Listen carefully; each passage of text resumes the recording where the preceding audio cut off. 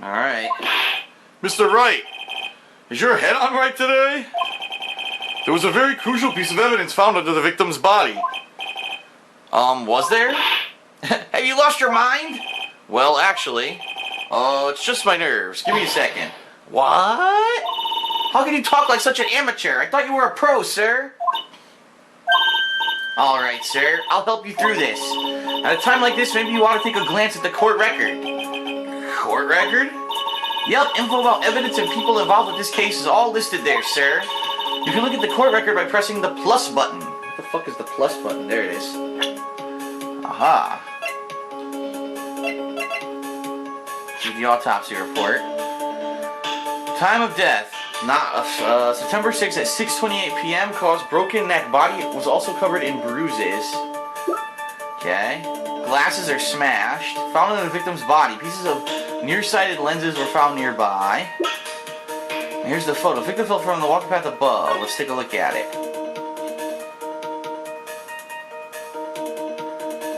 So, they're saying he fell from the walking path and he broke his neck. Okay. But they're also saying that his glasses were found underneath him.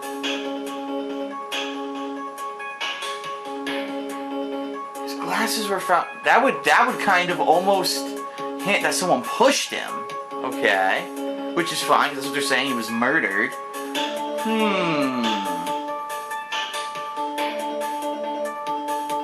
Okay, alright, let's get out of here. How do we back out?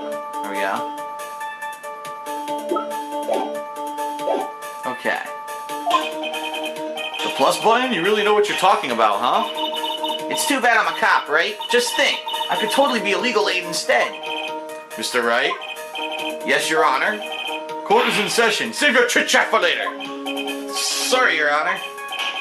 Well, I guess I better check the court record and see what I can find. What was it again? The plus button? Alright, Mr. Wright, let's see in your notes, if your notes are in order. What was the piece of evidence found underneath the victim's body? Glasses. That's simple, Your Honor. A broken pair of glasses. That's right. The victim grabbed the criminal's glasses as he was being shoved, sir, and held onto them as he fell. Hey, why are you giving me the evil eye?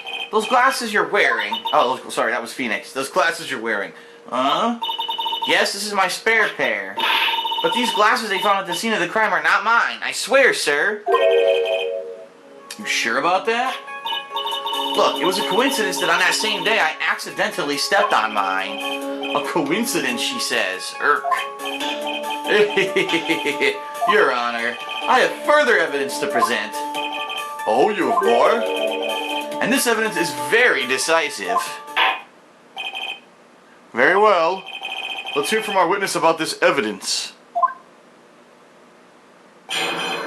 Witness testimony. Decisive evidence. Here we go. There's something even more incriminating than the glasses under the victim's body, sir. During his date, the victim was pushed from the bench area, but he managed to write the culprit's name on the ground where he landed. What? That sounds stupid. I don't like saying it, but it was clearly the defendant's name, Maggie, sir. With this piece of evidence and the glasses, it's hard to say she's not the culprit. This is a picture of the writing, Your Honor. Why, this is... Yes, I can see the name is clearly written there. The prosecution would like to submit this picture. Understood. The court accepts it into evidence. Crime photo 2 added to the court record. As if the glasses alone didn't make you look suspicious, the victim even wrote your name clear as day on the ground. But, I already told you, those glasses aren't mine. And how do you explain his dying message? It's a conspiracy. I'm not guilty, sir. Mr. Wright, you may cross-examine the witness. Cross-examine? This is it. I'm counting on you. Sure, but what am I supposed to do? What? This isn't like you at all. Normally, this is the part where you get in the witnesses' faces. Get in their faces and do what? I guess there's no way around it. Okay, I'm gonna lend you a hand. The prosecution's witnesses all hide things from the court, which means they lie from time to time. Lie? Well, isn't that detective your superior? Well, even if they don't mean to lie, sometimes people just remember things wrong. Huh, like that detective. He does sort of look like a scatterbrain. It doesn't matter. Either way, it's bad for us, sir. That's why when you question witnesses, you have to find and expose their lies. Mr. Wright, your cross-examination, please. Yes, Your Honor. Talk about trial by fire. Here goes nothing. As long as I can expose the lies, we should be alright. Alright, cross-examination. There's something even more incriminating... Oh, I'm sorry. There's something even more incriminating than the glasses under the victim's body, sir. Where is it?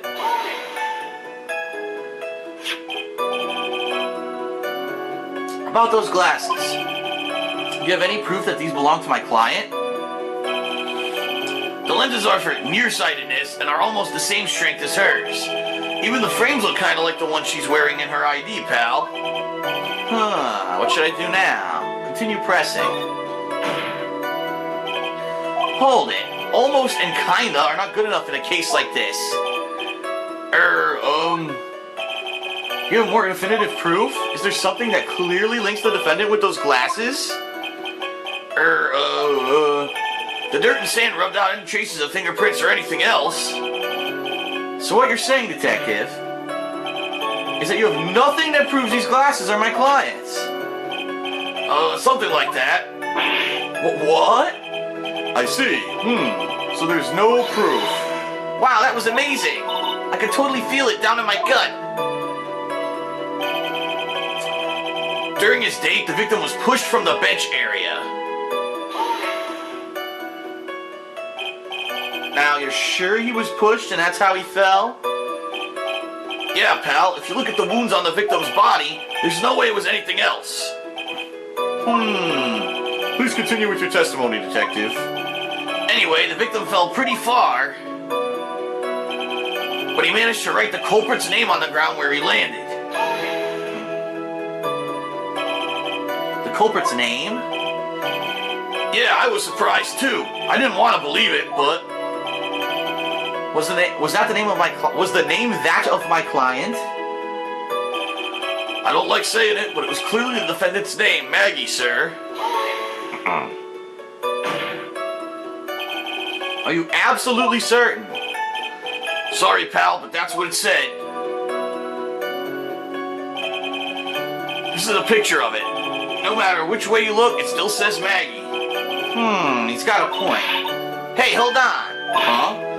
Don't hug me. I know the picture says Maggie, but now that she mentions it, something does feel kind of odd about this picture.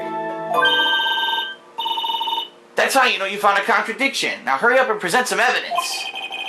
So that's what spotting a contradiction feels like. I better check out the court record again.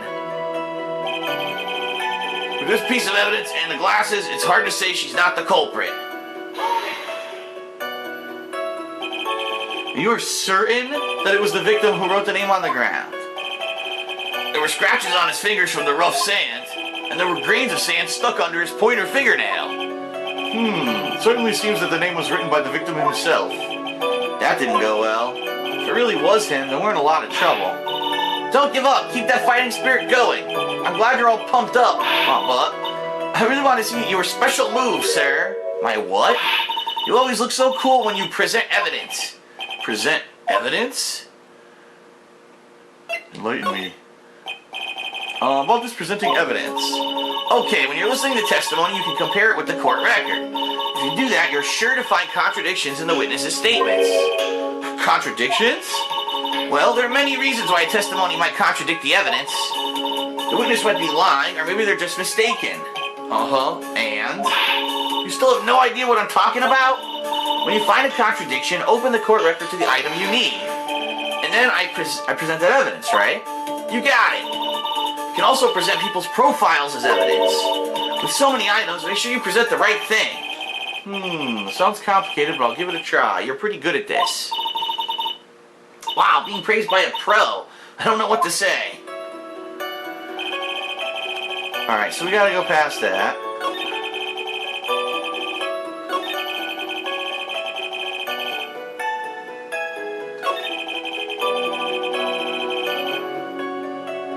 So let's see.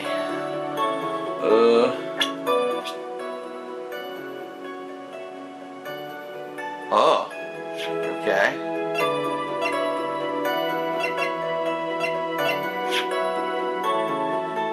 Broken neck and body covered in bruises.